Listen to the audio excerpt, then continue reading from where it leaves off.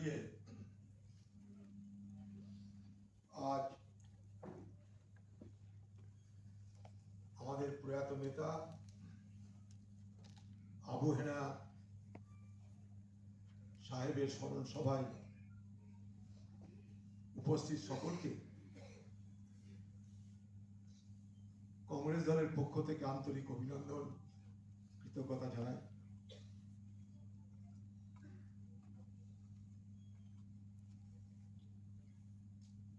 কয়েকদিন আগে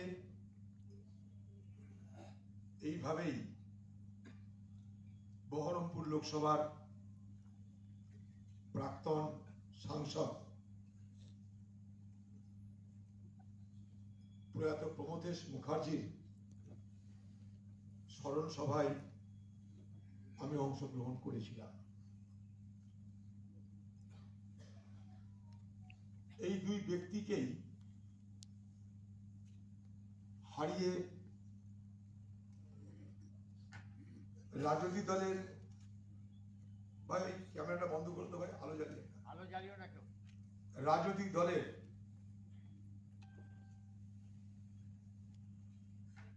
লাভ লোকসান সেটা পরের কথা, কিন্তু ব্যক্তি হিসাবে আমরা আজকের সমাজে, আজকের রাজনীতিতে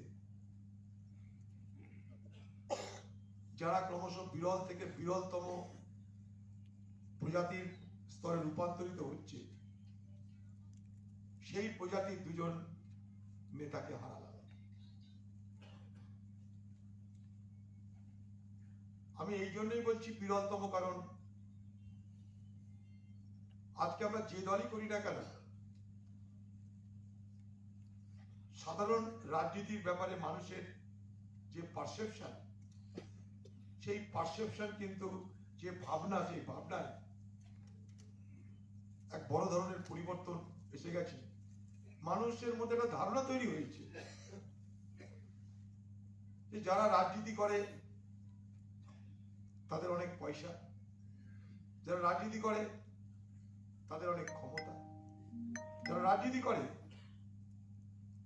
তারা খুব সুখে স্বাচ্ছন্দ্যে আরামে প্রাচুর্যে জীবন নির্বাহ করতে পারে। এই যে একটা পারসেপশন, এটা কিন্তু মানুষের মধ্যে তৈরি হয়েছে। তার জন্য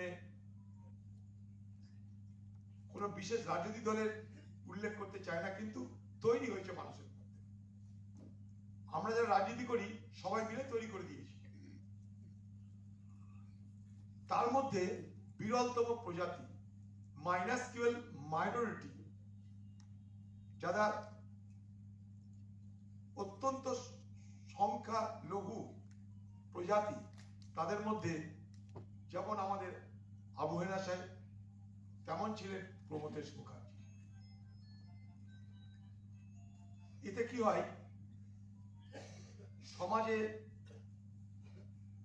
রাজনৈতিক ব্যক্তিত্বের যে কোয়ালিটি, সেই কোয়ালিটিতে হাত পড়ে। ফলত আমাদের সমাজের এক অপূরণীয় ক্ষতি হয়, ইররিপারেবল লস।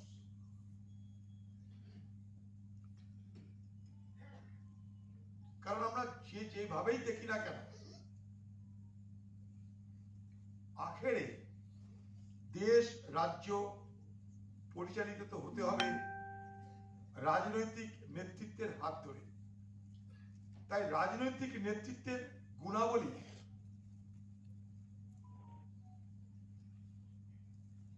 যত বেশি সেবামূলক হবে, সমাজমুখী হবে, তত বেশি আমাদের সমাজের তার প্রতিফলন ঘটবে।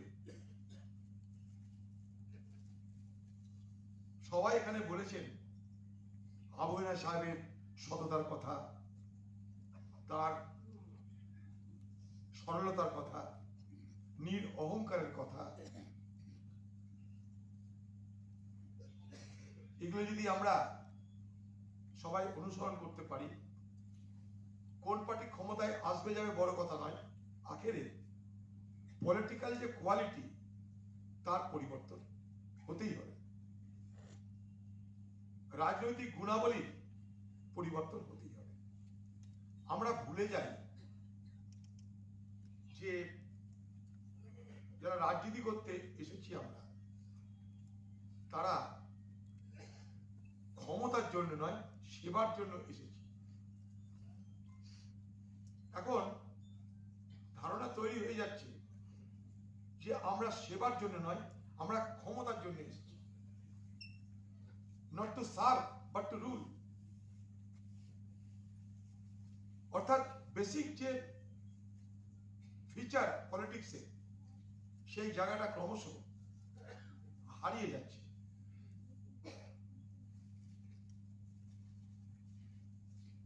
এবং তার জন্য মানুষকে দায়ী করে লাভ নেই।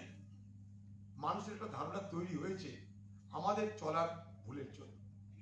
আমাদের বলতে আমি কোনো পার্টির কথা বলছি না, সার্বিক অর্থে আমাদের, মানে যারা আমরা রাজনীতি করি বা করছি।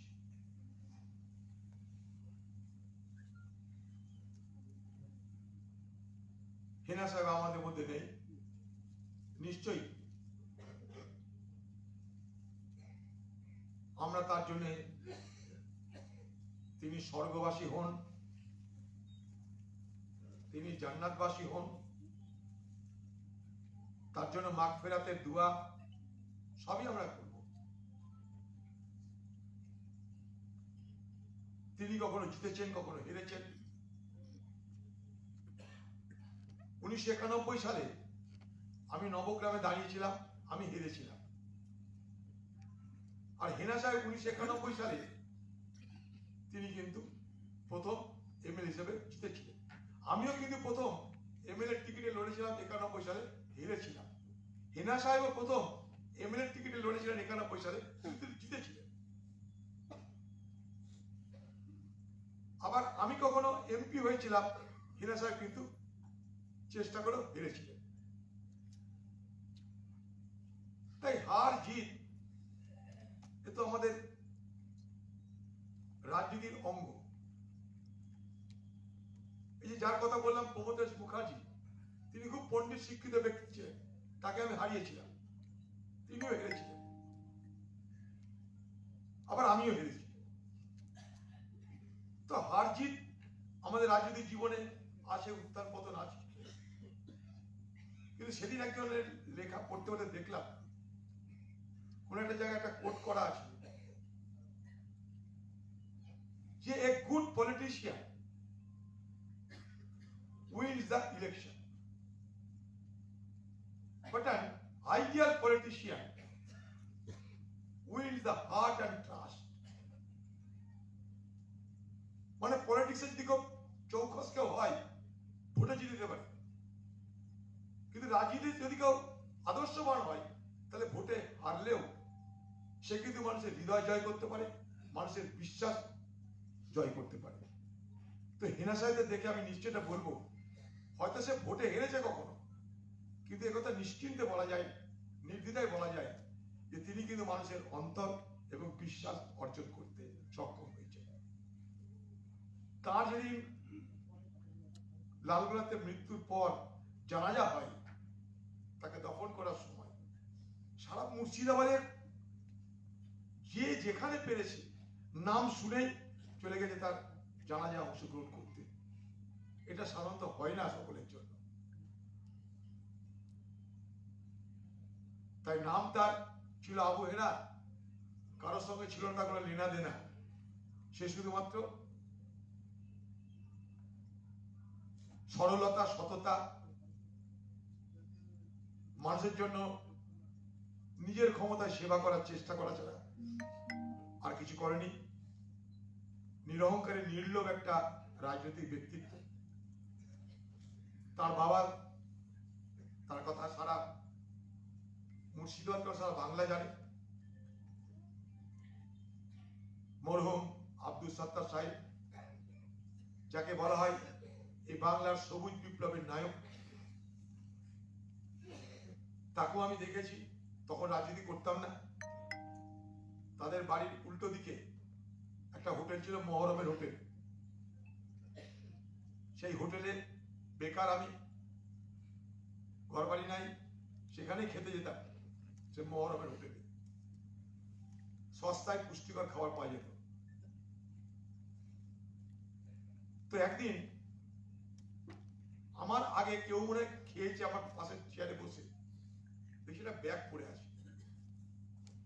তো আমি খেতে বসে খেতে খেতে দেখি মা একটা ব্যাগ পড়ে আছে চেয়ারে, কি ব্যাপার? তখন কিছু বলিনি, খাওয়া শেষ করে মুখ টুক ধুয়ে ব্যাগটা হাতে নিলাম, দিয়ে হোটেলে যে খাবার দিচ্ছিল তাকে বললাম, এই যে চেয়ারটা কে বসেছিল একটু আগে? দেখবো করে মহরম সাহেবকে জিজ্ঞেস করলাম। সে বললো, মনে হয় নুর ইসলাম চৌধুরী বেলডাঙ্গার এমএলএ। আচ্ছা, কোথায় পাওয়া যেতে পারে এখন তাকে? বলছে কোথাও না পেলে সাত্তা সাহেবের বাড়িতে এসেছিলেন, এখানে যেমন সবাই খেতে আসে তিনিও খেতে এসেছিলেন।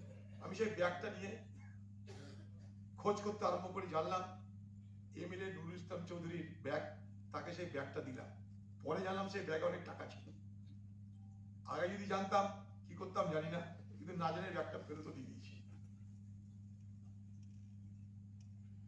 তো সাত্তার সাহেবের পরিবার, সাত্তার সাহেবের বংশ সবাই এটা জানে মুর্শিদাবাদ জেলায়। সাত্তার সাহেব এবং তার পরিবার সেই অর্থে শুধুমাত্র একটা রাজনৈতিক ব্যক্তি বললেই তাদের সম্পর্কে ব্যাখ্যা সমাপ্ত হয় না। প্রকৃতপক্ষে তার একটা প্রতিষ্ঠানের চেহারা নিয়েছে, তাদের পরিবার একটা প্রতিষ্ঠানের চেহারা নিয়েছে। তাই মুর্শিদাবাদ জেলায় আবুয়না সাহেবের মৃত্যুতে সারা লালবাগবাসী নয়, যারাই তাকে চিনিতেন, তিনি কোটা নিজে নাম জাহির করার রাজনীতি করতেন না, করতে জানতেনও না, কিন্তু যারা যাকে চিনতেন সবাই এক বাক্যে বলে, একটা ভালো মানুষকে আমরা হারালাম। এই যে ভালো মানুষকে হারালাম, এটা কিন্তু মৃত্যুর পরে এই প্রশংসা পাওয়াটা, আমি মনে করব আবুয়না সাহেব আজ আমাদের মধ্যে নেই, ইন্তেকাল হয়েছেন, তবু এটা তার জন্য অনেক বড় পাওনা। আমরা কেউ ইচ্ছা মতন পৃথিবীতে আসি না, ইচ্ছা মতো পৃথিবী থেকে চলেও যায় না, ডাক এনে সবাইকে যেতে হয়। না আপনি খুশি কোই আয়, না আপনি খুশি চলে যায়, লায় হায়াত আয় তো কাজা লে চলি চলে। কেউ আমরা নিজেরা ইচ্ছায় আসি না, কেউ নিজেরা যায় না, ডাক আসলে আমি আপনি সকলে কোনদিন না কোনদিন বিদায় নেব। কিন্তু মৃত্যুর পরেও তারা যদি প্রশংসনীয় কাজ করে যায়, তাহলে তাকে যারা চেনে জানে তারা কিন্তু গর্ববোধ করতে পারে। যেমন আজকে আমরা গর্ববোধ করছি, দুঃখের মধ্যেও গর্ববোধ করছি, এটা ভেবে যে আমরা যাকে আমাদের নেতা করেছিলাম, যাকে আমাদের প্রতিনিধি করেছিলাম, তার সম্পর্কে মানুষের এরকম ধারণা যে আজও মানুষ তাকে সেই সম্মানটাই দিচ্ছে, যে সম্মান তিনি প্রতিনিধি অবস্থায় পেয়েছিলেন, বরং তার থেকে বেশি সম্মান পাচ্ছেন এখন।